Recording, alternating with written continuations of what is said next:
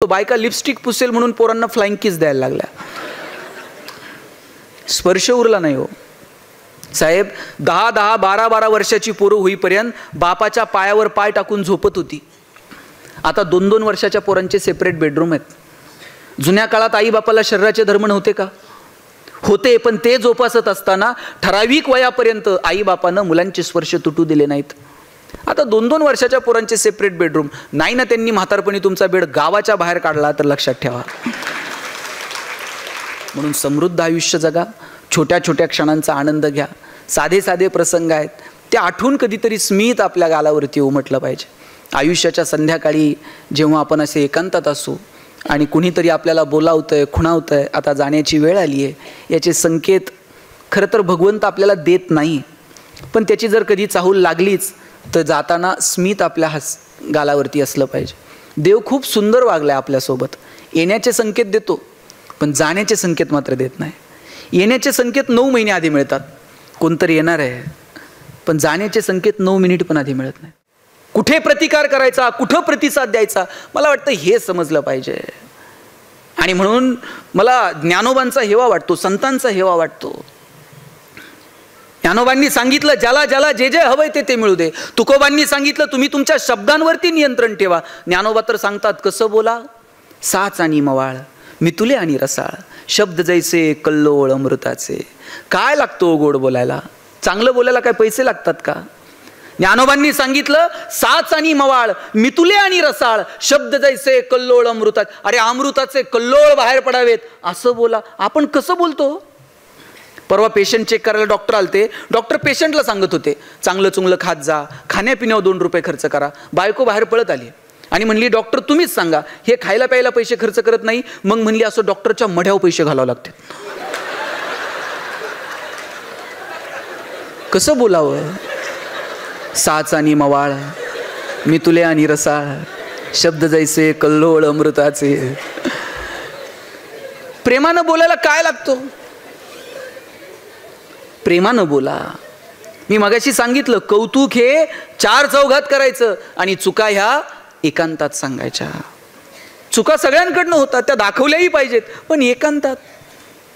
आणि कुणी जर चांगलं काम करत असेल तर त्याचं कौतुक करा. कुणी चांगलं काम करत असेल तर त्याच्या पाठीवर थाप मारा. अरे वा छान काम केलंस असं म्हणून बघा. काय लागतो? मी अनेक भाषणांमध्ये सांगतो कौतुक करा, कौतुक करा. आणि म्हटले कुणाचं कौतुक करायचं? म्हटलं कुटुंबापासून सुरू करा, घरापासून सुरू करा. आईचं कौतुक करा. आई तू जन्म दिला, मला ही सृष्टी पाहायला मिळाली, मी तुझा आभारी आहे. कधीतरी कृतज्ञता व्यक्त करा. बापाला म्हणून बघा बाबा तुम्ही शिकवलं, तुम्ही दिशा दाखवली म्हणून आम्ही पायावरती उभे राहिलो, तुमचे उपकार कधीच फेडणार नाही. बापाला अपेक्षा नसते कौतुकाची, पण बरं वाटतं पोरांना जाणीव आहे. कधीतरी पत्नीला म्हणून बघा तू तुझ्या आई वडिलांचं नाव गाव सगळं सोडून आली, माझा संसार तू तुझा केला, कायम मी तुझा ऋणी राहील. काय अडचण आहे का? बाकीचं सगळं ऐकलं लोकांनी. ते म्हटले ते पत्नीचं कौतुक करा म्हणल्यावर 2-4 जण भांडायला आले माझ्या. मला म्हणले तुमचं सगळं खरं आहे पण शेवटचं वाक्य परत बोललात ना तर लक्षात ठेवा. म्हटलं तुझं तुझ्या बायकोची काय दुश्मनी आहे का? अहो दुश्मनी नाही हो. म्हटलं मग कौतुक करायला काय अडचण आहे? कौतुक करायलाही अडचण नाही. म्हटलं मग अडचण काय? म्हटलं तिला ऐकायला येत नाही, याचं काय करायचं? म्हटलं दवाखान्यात जा, डॉक्टरांकडे घेऊन जा, मशीन बिशीन लाव, मग कौतुक कर. म्हटलं संध्याकाळी दवाखान्यात जातो. बरं दवाखान्यात जाताना यानं बायकोला घेऊन जावं, ही एकटंच गेलंय. आणि डॉक्टरला म्हटलं बायकोला ऐकायला येत नाही. म्हटलं तर डॉक्टर म्हटले बायको ती घरी. म्हटलं डॉक्टर म्हणले आता या कुठं मूर्खाच्या नादी लागतं. त्यांनी एक काम कर, घरी जा आणि किती अंतरापर्यंत बायकोला ऐकायला येत नाही ना तेवढं जरा मोजून ये म्हटले. त्या अंतरावरून ठरू काय कसलं मशीन लावायचं, काय करायचं. ह्या म्हणला सोपं आहे. घरी गेला, बेल दाबली, पोरानं दार उघडलं. पोरानं दार उघडल्याबरोबर यानं आवाज दिला, भाजी काय केली? बायको किचनमध्ये होती. तिकडून काहीच प्रतिक्रिया नाही. याला कळलं बायकोला दारातून ऐकायला येत. हॉलमध्ये गेला, भाजी काय केली? प्रतिक्रिया नाही. कळलं हॉलमधून पण ऐकायला येत नाही. किचनच्या दारातून आवाज दिला, अगं भाजी काय? काहीच प्रतिक्रिया नाही. याला कळलं प्रकरण गंभीर आहे. किचनच्या दारातून पण ऐकायला. बायकोच्या मागं जाऊन उभा राहिला आणि जोरात कानात ओरडला, अगं भाजी काय केली? बायकोनं हातातली कढई अशी दंदिशी आदळली. म्हणली 4 वेळा सांगितलं ना तुम्हाला बटाट्याची केली म्हणून.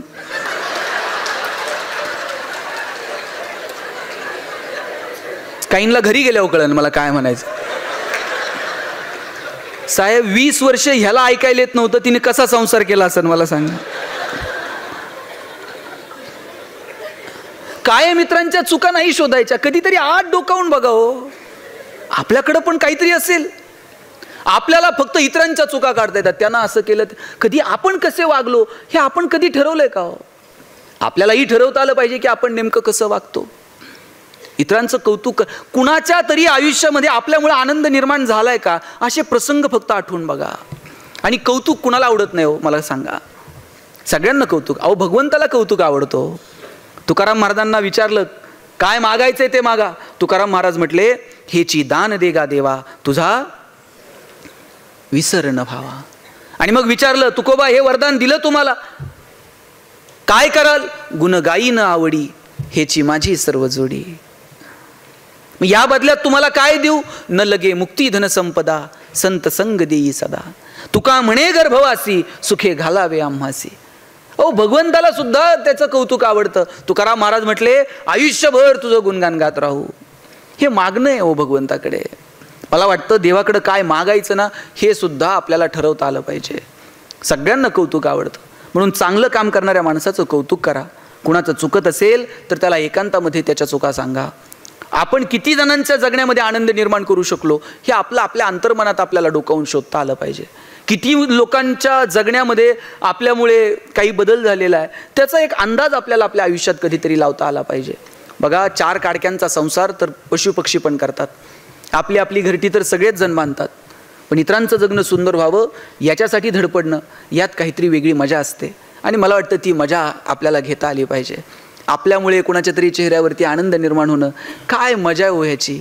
एखादी गोष्ट आपल्याला नाही मिळाली पण ती इतरांना मिळावी याच्यासाठी धडपड करणं, मला वाटतं त्यात एक वेगळं सुख आहे आणि ते सुख आपल्याला अनुभवता आलं पाहिजे. गाडगेबाबांचं नाव डेबू. आणि ज्या वेळेस बाबा लहान होते, लहान असताना तो मालक जिथे ते काम करायचे, दिवाळीचा सण होता आणि मालकात पुरणपोळी खात होता. आणि गाडगेबाबा असे दारात उभे होते आणि बाबांनी विचारलं डेबू काय बघून राहिला? बाबा म्हणले काय नाही जी, तुम्ही जशी तुपासंग पोळी खाताय ना तशी मला पण खायची जी. मालक म्हणला डेबू तुला पोळी खायची आहे? थांब म्हटलं. आत गेला, काट्याचा फोक घेऊन आला हातात आणि म्हटलं तुला पुरणपोळी खायची ना, हात पुढे कर. बाबांनी असे हात पुढे केले. त्या मालकानं काट्याच्या फोकानं बाबांचे हात फोडून काढले. काटे असे हातात शिरले, नखशिखांत वेदना झाल्या.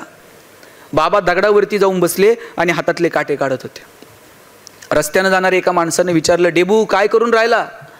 बाबा म्हणले काय नाही जी, मालकानं दिलेली पोळी तुपासंग खातो ना जी म्हटले. पण बाबा म्हणले नाही की मालकानं मला मारलं मला.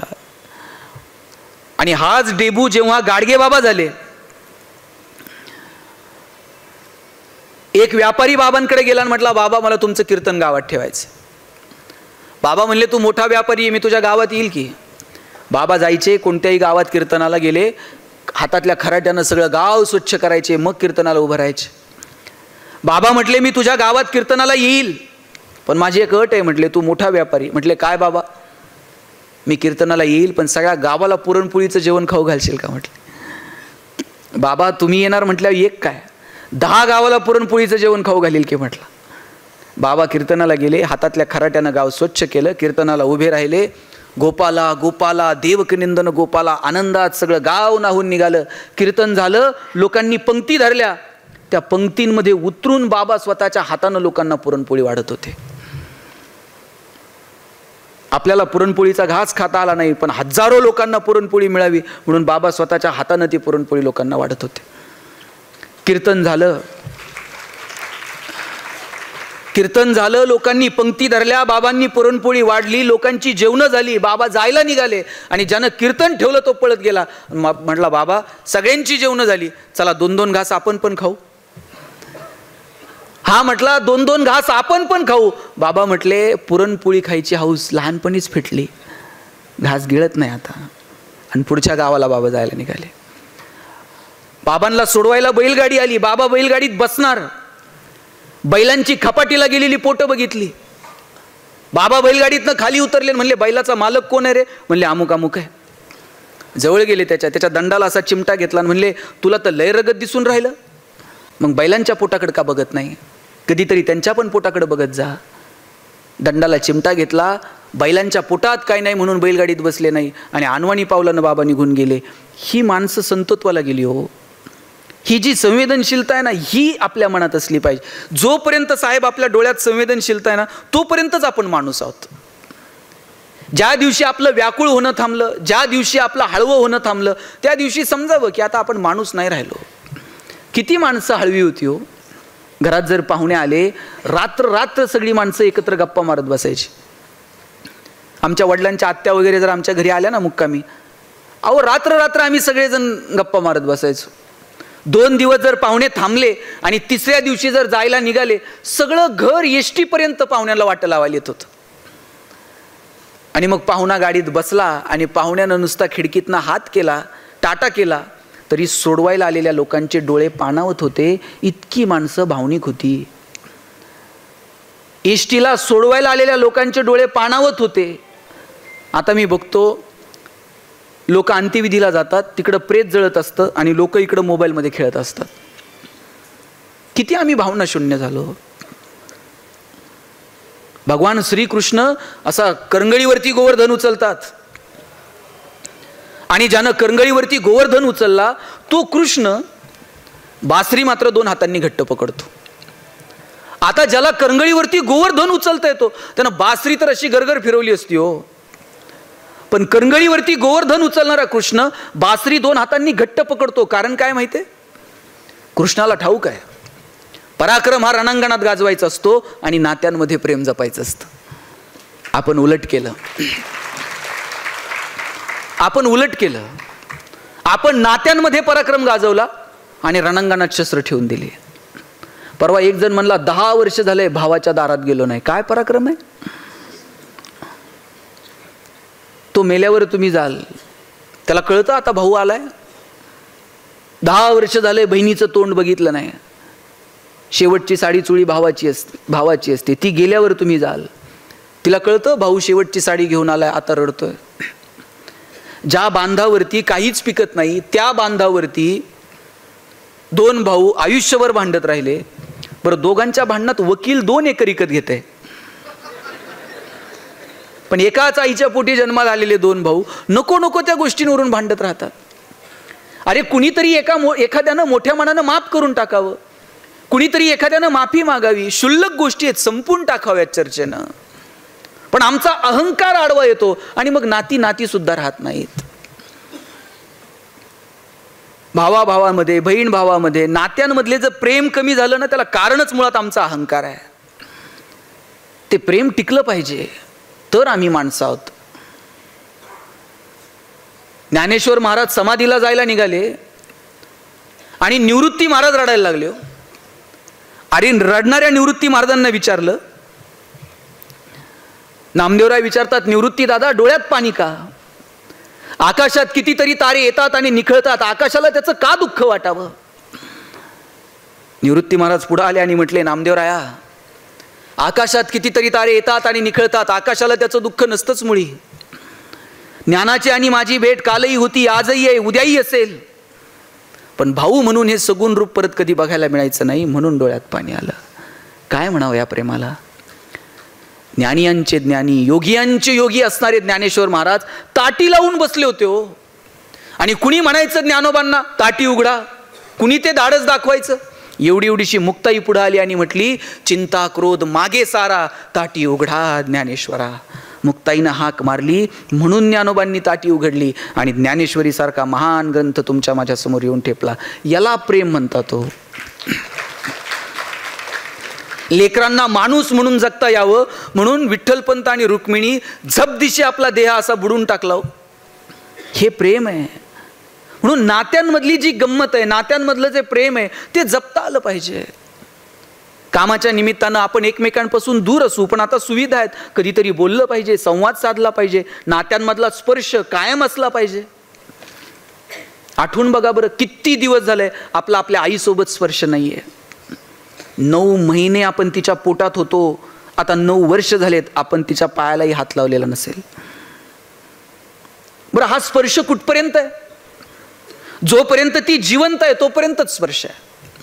नंतर कितीही मोठा फोटो करून घरात लावला आणि रोज त्याला हार घातला तरी आईचा स्पर्श परत आहे का? बापासोबतचा स्पर्श आहे का? आठवत सुद्धा. स्पर्शाची भाषा ही खूप पवित्र भाषा आहे. आपला तो स्पर्श असला पाहिजे. कधीतरी आईचा हातात हात घेऊन बघावं. आणि आईबापाच्या स्पर्शाला काय लागतो?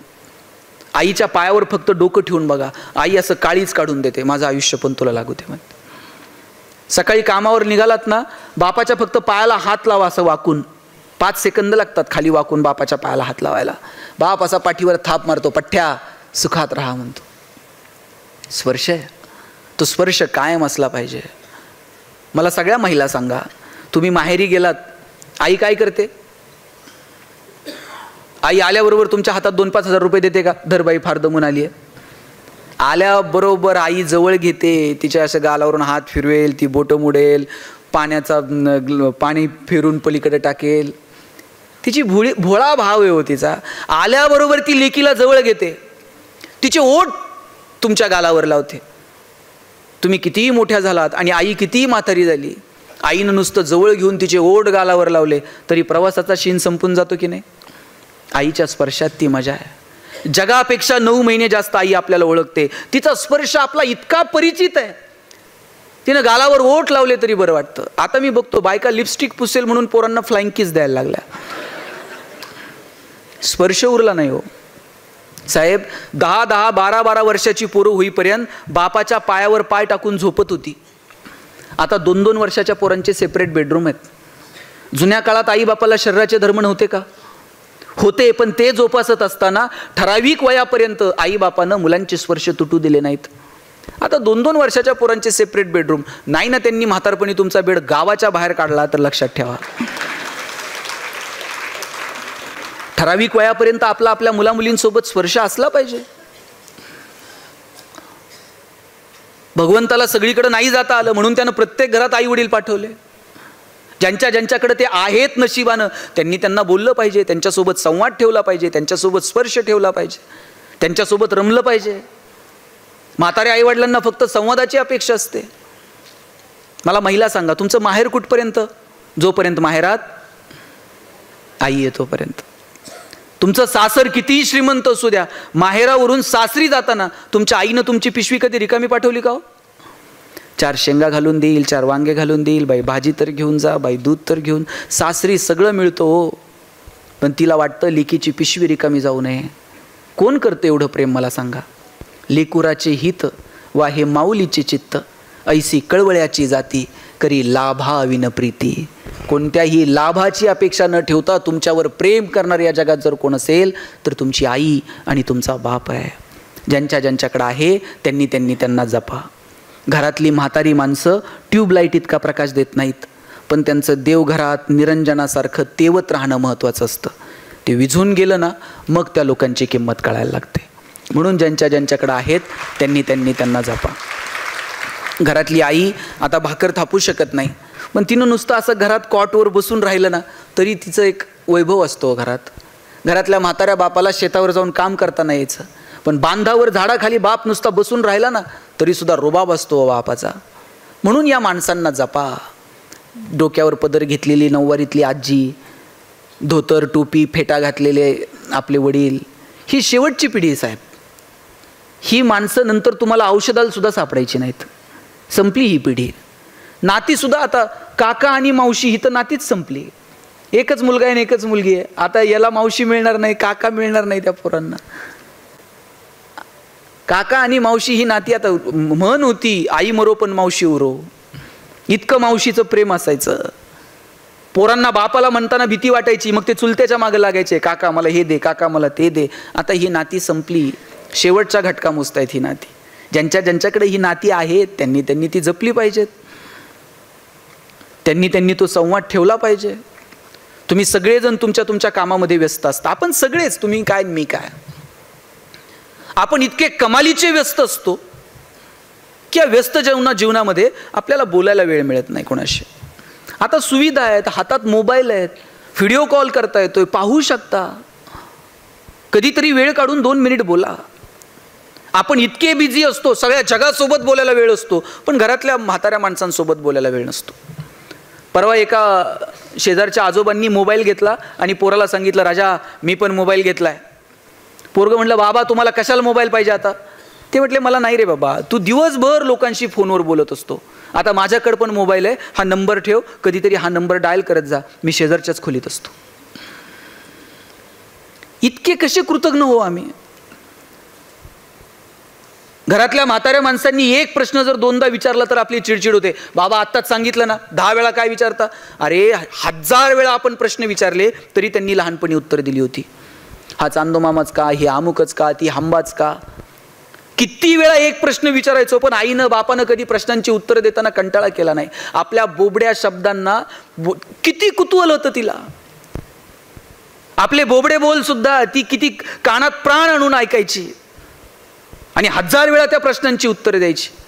आता घरातली म्हातारी माणसं एक प्रश्न दोनदा विचारलं तर आपली चिडचिड होऊन जाते. लक्षात घ्या, हे चक्र आहे, आपल्यालाही तिथंच जायचं आहे आणि जे केलं ते इथंच फेडायचं आहे.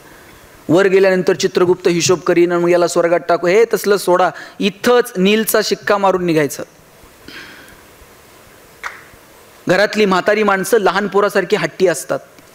ती हट्ट करतील. लहानपणी त्यांची ऐपत नसताना त्यांनी आपले अनेक हट्ट पुरवलेत. आता जबाबदारी आपण त्यांचे हट्ट पुरवावेत, आपण त्यांचा आईबाप व्हावं. आणि त्यांचे हट्ट नाही आहेत की तुम्ही प्रॉपर्टी करा आणि आमच्या नावावर आणून ठेवा. त्यांचा हट्ट इतकाच आहे, 2 शब्द प्रेमानं बोला. तो संवाद जरी कायम राहिला ना तरी सुद्धा खूप झाला. आणि इथं जे तरुण मुलं मुली आहेत ना, माझं तुम्हाला सांगणं आहे की तुमच्या आईबापाचं तुमच्यावर जेवढं प्रेम आहे ना, तेवढं प्रेम तुमच्यावर जगात दुसरं कोणी करू शकत नाही. त्यांच्या प्रेमाची किंमत ठेवा. अरे काय तुमच्या आईचं प्रेम आहे तुमच्यावर. आता तू स्कूलमधनं घरी गेल्यानंतर आई पहिला प्रश्न काय विचारते? काय शिकवलं हे विचारत नाही. आई पहिला प्रश्न विचारते, टिफिन खाल्ला का, डबा संपवला का. काय प्रेम आहे हो. माझी आई, मी पुण्याला शिकायला गेलो तर नगरवरून जेवणाचा डबा पुण्याला पाठवायची हो. आणि सकाळी 9:30 वाजता शिवाजीनगरच्या स्टँडला आमचा जेवणाचा डबा यायचा. सकाळी 9:30 वाजता जेवणाचा डबा जर पुण्यात येत होता तर नगरहून 6च्या गाडीनं दिला असेल. 6च्या गाडीला जर आईचा डबा तयार होता तर आई 4 वाजता उठली असेल, पीठ मळलं असेल, भाकर थापली असेल. 2 वर्षात मी चतकूर सुद्धा भाकर कधी फेकून दिली नाही, कारण माझी आई सकाळी उठून माझ्यासाठी टिफिन तयार करून पाठवते. आणि टिफिन म्हणजे पोरांनो फडक्यात यायचे हो डबे, आणि फडक्यात चिठ्ठी असायची, पोरांनो डबे खा, फडके जपून ठेवा. फडके जपून ठेवायचे. शनिवारच्या गाडीने फडके परत नगरला यायचे, सोमवारी परत त्या फडक्यांमध्ये डबे यायचे. खेड्यात अजून बरं आहे. आता तुम्ही बघा, पोरांचे डबे चेक करा. Maggi, noodles, Kurkure, pastries, biscuits, विकत आणलेले प्रोडक्ट पोरांच्या डब्यात असतात. आणि अजून जर परिस्थिती सुधारली ना, बायका 100ची नोट टाकून देते डब्यात. नाही तर मग कॅन्टीनला गेल्यावर मला फोन कर, मी गुगल पे करते. इथपर्यंत येऊ देऊ नका. त्या नात्यांमधली मजा घेता यायला हवी हो, ते जपता यायला हवं. पोरींनो, तुमच्या बापाचं तर तुमच्यावर इतकं प्रेम असतं, तुम्ही जन्माला आलात ना त्या दिवसापासून बाप तुमच्या 2 गोष्टींचा विचार करतो. एक तुमचं शिक्षण आणि दुसरं तुमचं लग्न. बापाचं पोरावर प्रेम नाही, त्याच्यापेक्षा थोडं तरी जास्त प्रेम पोरीवर असतं. कारण बापाला ठाऊक असतं, ओसरीवरती थुई थुई चिमणीसारखी नाचेल आणि एक दिवशी भुर्रकन उडून जाईल. बापाला वाटतं काय देऊ आणि काय नाही तुला. बाप स्वतःला चप्पल घेत नाही, पण तुम्हाला शाळेत जायला चांगले शूज आणून देतो. बाप स्वतः फाटलेलं बनियन घालेल, पण तुम्हाला कॉलेजला जायला चांगले कपडे आणून देईल. बाप सायकलवरती कामाला जाईल, पण तुम्हाला कॉलेजला गाडी घेऊन देईल, बसचा पास काढून देईल. पोरीच्या लग्नात तर बाप असा फेटाबिटा घालून मिरवत असतो, मान बिन अशी उंच करून. पोरीचं कन्यादान झालं ना, मग मात्र जावायच्या हातात मुलीचा हात देतो, खाली मान घालतो आणि सांगतो, जावाय बापू, तळ हाताच्या फोडाप्रमाणे जपली, सांभाळून घ्या. दिवसभर त्याच्या डोळ्यामध्ये अश्रूचा एक थेंब येत नाही, पण पोरीची गाडी एकदा निघून गेली ना, मग मात्र खांबाच्या पलीकडे जाऊन रडतो तो बाप असतो. मला वाटतं त्या अश्रूंचा सन्मान ठेवता आला पाहिजे. जन्म दिलेल्या आई वडिलांना कधीच विसरू नका. जगात सगळ्या गोष्टी मिळतील, पण आईबाप कधी मिळत नाहीत. आणि म्हणून ज्यांच्याकडं नशिबानं आहेत त्यांना जपलं पाहिजे. त्यांच्यासोबत संवाद आणि तो स्पर्श आपल्याकडे असला पाहिजे. मी सांगत होतो, नाती जपा. मग ते मित्रत्वाचं असेल, रक्ताची नाती असतील, पण या नात्यांना किंमत द्या. आपल्याला सगळ्या गोष्टींची किंमत कळाली, पण नात्यांची किंमत अजून कळालेली नाही. आपल्याला जमीन जुमला सगळं कळालं, पण नात्यांमधली मजा आपल्याला कळाली नाही. मला वाटतं ती नात्यांमधली मजा ज्या दिवशी कळेल ना, त्या दिवशी जगणं सुंदर होऊन जाईल. आपल्यामध्ये त्या संवेदनशीलता जिवंत ठेवा. इतरांसाठी काहीतरी करण्याची, इतरांसाठी काहीतरी देण्याची दानत आपल्यामध्ये ठेवा. काहींकडं ढिगाण आहे, पण देण्याची दानत नाही साहेब. इतकी प्रॉपर्टी आहे, बरं 1 रुपयाचं नाणं वर जात नाही, एक सुतळीचा तोडा सुद्धा वर जात नाही. बरं देव इतका सुंदर वागलाय ना, घेऊनही काय यायचं नाही आणि घेऊनही काय जायचं नाही. याच्यापेक्षा काय सुंदर वागावं देवानं. देवानं जर घेऊन यायची सुविधा दिली असती आणि परत घेऊन जायची सुविधा दिली असती, आपण सोयीनं गेलो असतो का? ह्याचं नेता येईल का, त्याचं थोडं नेता येईल का, काय करता येईल, काय नेऊ आणि काय नाही. काय सुंदर वागलाय देव आपल्यासोबत. घेऊनही काय यायचं नाही, घेऊन मजा करा, आनंद घ्या, सगळं तिथंच ठेवा आणि मस्त निरोप घ्या. अहो नाव सुद्धा राहत नाही हो. चांगलं काम केलं तर नाव राहतंय, नाही तर गेलं ना, लोक नावानं सुद्धा हाक मारत नाहीत, विचारतात बॉडी कुठपर्यंत आली बघा म्हणतात, आणि आल्यावर थांबूही देत नाही. 2-4 जण तयार घाई करा म्हणतात, उचला आता. लोकांनी घाई करायच्या आत जगून घ्या, लोकांनी उचलण्याच्या आत जगून घ्या. छोट्या छोट्या गोष्टींचा आनंद घ्या, मजा घ्या. इतरांच्या आनंदामध्ये स्वतःचा आनंद शोधायला शिका. आमच्याकडे एक माणूस आहे साहेब, इतकी प्रॉपर्टी आहे, पण 1 रुपया कधी कोणाला मदत केली नाही. एक दिवशी शाळेतली काही पोरं गेली आणि म्हणली शाळेचं काम सुरू केलंय, आमच्या शाळेला जरा वर्गणी मदत देणगी द्याल. देणगी म्हणले होते, हसायला लागलं. म्हणला देणगी? मी माझ्या पोरांची फी वेळेवर भरत नाही आणि तुमच्या शाळेला देणगी देतो काय? म्हटलं घरात कुणी आजारी पडलं तर घाई मी कधी दवाखान्यात नेलं नाही आणि तुम्ही मला वर्गणी मागताय. पोरं हाताच झाली, म्हणले जाऊ द्या, आणि निघाली पोरं जायला. नीट ऐका मग कळतंय. पोरं जायला निघाली, त्या माणसाला काय वाटलं कुणास ठाऊक, त्यानं त्या पोरांना थांबवलं. म्हणले बाबांनो थांबा, तुम्हाला मी एक प्रश्न विचारतो, त्या प्रश्नाचं उत्तर जर तुमच्यापैकी कुणी बरोबर दिलं तर मी तुम्हाला 500 रुपये देणगी देईल. पोरं म्हटली 500 तर 500, बघू काय म्हणते ते. म्हणजे काय प्रश्न आहे विचारा. हा म्हटला माझे 2 डोळे आहेत, त्यातला एक डोळा खोटा आहे, अमेरिकेवरनं बसून आणलाय. आत्तापर्यंत कुणालाही ओळखता आला नाही खरा कोणता आणि खोटा कोणता. यातला खोटा डोळा कोणता हे जर तुम्ही ओळखलं तर 500 रुपये देईल तुम्हाला. पोरं म्हणली एवढंच आहे ना. त्यातलं एक पोरगं पुढं आलं, म्हणला काका मी सांगू तुमचा खोटा डोळा कोणता आहे? म्हटले सांग. डावा डोळा खोटा आहे की म्हटलं तुमचा. ह्याला आश्चर्य वाटलं, कुणालाच ओळखता आला नाही आणि ह्या पोरानं सांगितलं डावा डोळा खोटा आहे. ह्यानं विचारलं तुला कसं ओळखता आलं माझा डावा डोळा खोटा आहे? त्यात काय अवघड आहे म्हटलं काका, तुमच्या डाव्या डोळ्यात मला थोडीशी करुणा दिसली, थोडंसं प्रेम दिसलं, थोड्या संवेदना दिसल्या, थोड्याशा भावना दिसल्या, आणि म्हटलं हाच खोटा असला पाहिजे. तुमच्याकडे पाहून तर वाटत नाही तुमच्याकडे हे शिल्लक आहे म्हणून. ज्या अर्थी डाव्या डोळ्यात हे दिसतंय या अर्थी तो खोटा असला पाहिजे, कारण खऱ्या डोळ्यात आता तुमच्या हे काहीही उरलेलं नाही. अरे जोपर्यंत संवेदना जिवंत आहेत ना तोपर्यंतच आपण माणूस आहोत, त्यानंतर मग नाही.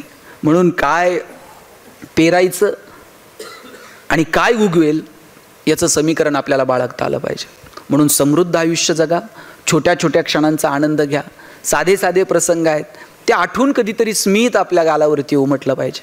आयुष्याच्या संध्याकाळी जेव्हा आपण असे एकांतात असू आणि कुणीतरी आपल्याला बोलावतंय, खुणावतंय, आता जाण्याची वेळ आली आहे, याचे संकेत खरं तर भगवंत आपल्याला देत नाही, पण त्याची जर कधी चाहूल लागलीच तर जाताना स्मित आपल्या गालावरती असलं पाहिजे.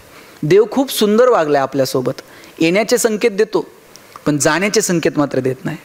येण्याचे संकेत 9 महिने आधी मिळतात, कोणतरी येणार आहे, पण जाण्याचे संकेत 9 मिनिट पण आधी मिळत नाहीत. आणि जाण्याचे संकेत जर आधी मिळत असते, 9 महिने जर आपल्याला पत्र आलं असतं, तुमचं आटपलंय बरं का, हिशोब करून घ्या. पत्र आल्याबरोबर लोक गेली असती. देव किती सुंदर वागलाय, जन्माला येण्याचे संकेत देतो पण जाण्याचे संकेत मात्र देत नाही. एका स्मशानभूमीवरती खूप सुंदर वाक्य लिहिलेलं होतं, मेरी मंजिल बस यही तक थी, मैंने आते आते जिंदगी गुजारली. आपल्याला सगळ्यांना तिथं जाऊन थांबायचं आहे, पण तिथं जाईपर्यंतचा जो प्रवास आहे ना तो मात्र मस्त धुंदीत आपल्या आपल्या मस्तीत आनंदात जगता आला पाहिजे. जगाला साहेब कौतुक वाटेल की नाही मला माहीत नाही, तुम्ही हे सगळं करताय, जग तुमचं कौतुक करेल हे मला माहीत नाही, पण तुकाराम महाराज ज्यावेळेस जायला निघाले आणि तुकोबांना विचारलं, तुकोबा काय मिळवलं हो तुम्ही आयुष्यामध्ये?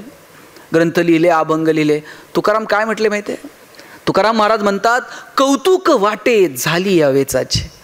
जगाला काय वाटतंय मला माहीत नाही, पण मी जे जगलो ना, माझं मला मात्र कौतुक वाटतंय. आपल्याला आपल्या आपल्या मस्तीत, आपल्या धुंदीत जगता आलं पाहिजे. आपल्याला कौतुक वाटलं पाहिजे. इतकं सुंदर जगता आलं पाहिजे आणि आपल्या जगण्याचा इतरांनाही हेवा वाटला पाहिजे. संभाजीराजे निघाले जायला. काय हो संभाजीराजेंचं जगणं. पहाडासारखा हा पोलादी पुरुष जेव्हा औरंगजेबाच्या समोर उभा होता, ज्या संभाजीराजांच्या डोळ्यांनी आयुष्यभर या सह्याद्रीचं सौंदर्य बघितलं, संभाजीराजांच्या डोळ्यामध्ये तप्त सळया सर्र आवाज करत आत घुसल्या, डोळे घेऊन मागं पडल्या, पण राजा मान झुकवत नाही. ज्या संभाजीराजांच्या कानांनी आयुष्यभर या सह्याद्रीचं संगीत बघितलं, त्याच संभाजीराजाच्या कानात तप्त शिसं ओतलं गेलं, पण राजा मान झुकवत नाही. ज्या संभाजीराजांच्या डोक्यावर आयुष्यभर सह्याद्रीचा मुकुट होता, त्याच संभाजीराजांच्या डोक्यात विदूषकाची टोपी घातली, पण राजा मान झुकवत नाही. औरंगजेबाच्या समोर असा पहाडासारखा संभाजीराजा उभा आहे. आणि औरंगजेबानं विचारलं, बोल संभा, हार किसकी और जीत किसकी. संभाजीराजे म्हटले, हार कुणाची जीत कुणाची काय विचारतोस, आमच्या हातातल्या बेड्या काढ. ज्या क्षणाला आमच्या हातातल्या बेड्या काढशील, त्या क्षणाला संभाजी तोंडानं सांगणार नाही कुणाची हार आणि कुणाची जीत. संभाजीच्या हातातली समशेर सांगेल कुणाची हार कुणाची जीत. घरी गेल्यानंतर औरंगजेबानं डोळ्यात पाणी आणून सांगितलं बायकोला, कितना खुशकिस्मत है ओ शिवा, जिसने ऐसी औलाद पैदा की. मेरी 4 औलादे लेकिन सब गधों की फौज. अरे औरंगजेबाला सुद्धा हेवा वाटला की काय संभाजीराजा जन्माला आला. मला वाटतं आपण आपल्या रुबाबात जगावं, आपण आपल्या मस्तीत जगावं. जगाला कौतुक वाटलं तर ठीक, नाही वाटलं तर आपल्या आपल्या जगण्याचं आपल्याला कौतुक वाटलं पाहिजे. इतकं सुंदर जगावं आणि त्यासाठी इतरांचं जगणं सुंदर करता येईल का, याच्यासाठी प्रयत्न करा. आनंदाचे क्षण असे टिपकागदासारखे शोषून घ्या. केवळ आणि केवळ संपत्तीच्या जोरावर तुम्ही आनंदी राहू शकत नाही, हे आज ठामपणे लिहून घ्या. मी पुन्हा पुन्हा सांगतो, पैसे कमवा, पण आनंदाचे क्षण टिपकागदासारखे शोषून घ्या. भूतानसारखं राष्ट्र आहे आपल्या शेजारी, ज्यांनी समाधानाचा निर्देशांक जाहीर केला आणि सगळ्या जगानं डोळे विस्पारले. भूतान सांगत होतं, आमच्याकडे चमचमीत रस्ते नाहीत, चकचकीत मॉल नाहीत, पण जगात आम्ही सगळ्यात समाधानी आहोत. एक तर दिवस असा येणार आहे की आपल्याला आपली सगळ्यांची प्रगती समाधानाच्या पातळीवरती मोजावी लागणार आहे. पैसे खूप येतो पण आनंद नाही. 10 साखर कारखान्याचे शेअर्स आहेत, पण डॉक्टरांनी सांगितले चमचाभर पण खायची नाही. कुठून मिळणार आहे आनंद. 10 लाखाचा दिवाण बनवून घेतलाय झोपायला, पण डॉक्टरांनी सांगितलंय मनक्यात गॅप आहे, चटेवर झोपत चला. कुठून आनंद मिळणार आहे. आनंद पैशांवरती नाही विकत मिळत. त्याच्यासाठी अपेक्षित असणारा संस्कार, आरोग्य, पर्यावरण, निसर्ग, या सगळ्या गोष्टींचा समतोल आपल्याला कधीतरी साधावा लागेल की नाही. भौतिक गोष्टी मिळवण्याच्या नादामध्ये आम्ही निसर्गाकडे इतकी डोळे झाक केली, ओरबडत राहिलो निसर्गाला. माणूस अशा आविर्भावात होता की जगात आम्ही सगळ्यात बुद्धिमान आहोत. कोण आहे जगात सगळ्यात बुद्धिमान प्राणी, कोण आहे सांगा बरं, कोण आहे. तुम्हाला शंका आहे का, कोण आहे मग. माणूस. आणि हे कुणी जाहीर केलंय, हे माणसानं जाहीर करून टाकलंय आपण जगात सगळ्यात बुद्धिमान. मग 2 वर्ष आपली बुद्धिमत्ता कुठे गेली ती. डोळ्यानं न दिसणारा एक विषाणू सगळं जग जागेवरती थांबलं. आपण आपल्या बुद्धिमत्तेचा वापर निसर्गावर मात करण्यासाठी नव्हे, निसर्गासोबत जुळून घेता येईल का याच्यासाठी बुद्धिमत्तेचा वापर करायला हवा. मला आठवतंय, मी गावाकडे जर गेलो ना, असे गुडघे टेकून नदीला पाणी पिलेलं मला आठवतंय. लांबचा काळ नाहीये. आता पॅक बॉटलमधलं पाणी प्यायचं तर 10 वेळा माणूस विचार करते नीट आहे का. गावाकडे जर आंब्याच्या सीझनमध्ये गेलो, सगळ्या पोरांचे शर्ट भरलेले असायचे, प्रत्येक घरात आंब्याची आडी होती. जांभळाच्या सीझनमध्ये गेलो, गावातल्या 2-4 पोरांचे हात मोडलेले असायचे. बोराच्या सीझनमध्ये गेलो, 2-4 पोरांची डोकी फुटलेली असायची. निसर्ग भरभरून देत होता. आता आम्ही निसर्गाला त्याच्यावरती मात करायचा प्रयत्न करायला लागलो. निसर्गाला सांगावं लागलं, तुझं तोंड सुद्धा बघायची इच्छा माझी राहिलेली नाही, मास्क लाव. इथपर्यंत निसर्गानं आणून ठेवलं आपल्याला. निसर्गासोबत जुळून घेता येईल का आणि मग आनंद शोधता येईल का. वृक्षवल्ली आम्हा सोय रे वनचरे, कधी सांगितलं हो तुकोबरायांनी. अहो, गोवर्धनाची पूजा करा, इंद्राची पूजा काय करता, निसर्गाची पूजा करा असं सांगणारा आद्य प्रवर्तक जर कोण असेल तर भगवान श्रीकृष्ण आहे. आपल्याला नाही कळालं हो निसर्ग. त्या निसर्गासोबत आम्हाला जुळून घेता येईल का, मला वाटतं याचा प्रयत्न करा. नाहीतर पैसे खूप आहेत पण आरोग्य नाही. सकाळी उठल्यापासून रात्री झोपेपर्यंत 100 गोळ्या खायच्या.